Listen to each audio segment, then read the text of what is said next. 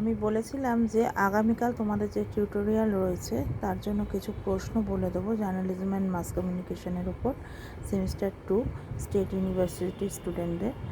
তো তোমরা কালকের জন্য 5 মার্কসের প্রশ্ন হিসেবে দেখে যাও যে ওয়েব যেটা আছে, আচ্ছা, open source, web 2.0, copy left, privacy, open source, CMC, ঠিক আছে, পিন হোল ক্যামেরা, এগুলো দেখো, transition, Microsoft office picture manager, ঠিক আছে।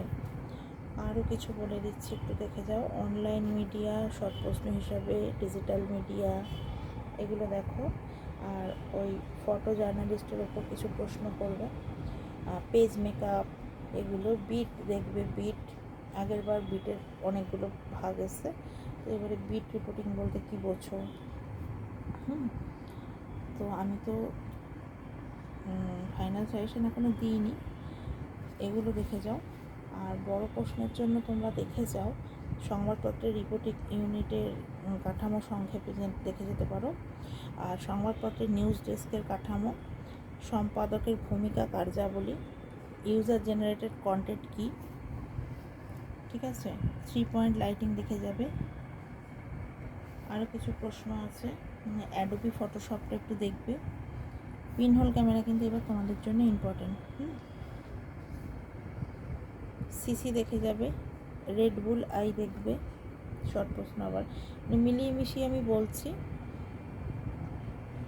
এগুলো দেখে যাও। আর যেখানে যা পড়ছো ওনারা তো গাইড করছেন, সেইগুলো দেখো। তারপর কলেজ থেকেও তো কিছু বলে দিয়েছে, সেইগুলো দেখে যাও।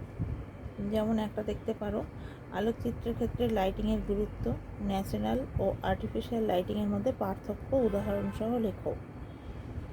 আর একটা দেখতে পারবেন, দেখো যে বাংলায় বলে ডিসকাস দ্য, আচ্ছা, চিত্র সাংবাদিকতার সংজ্ঞা, গুরুত্ব ও কার্যাবলী, এটা দেখে যাও, ঠিক আছে।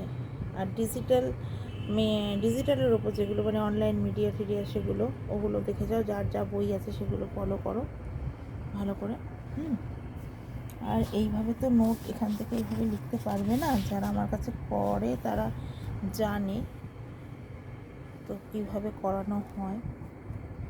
আপাতত এই প্রশ্নগুলো দেখে যাও, আশা রাখি পাবে, কমন পেয়ে যাবে। ওয়েবটা ভালো করে দেখবে, হ্যাঁ, ওয়েব 2.0, ওইটা, পেজ মেকআপ, ওপেন সোর্স কতবার এসে গেছে তাও একবার দেখে যাও। নিউজ কোঅর্ডিনেটর, ফটো জার্নালিস্ট, এগুলো ভালো করে। Thank you.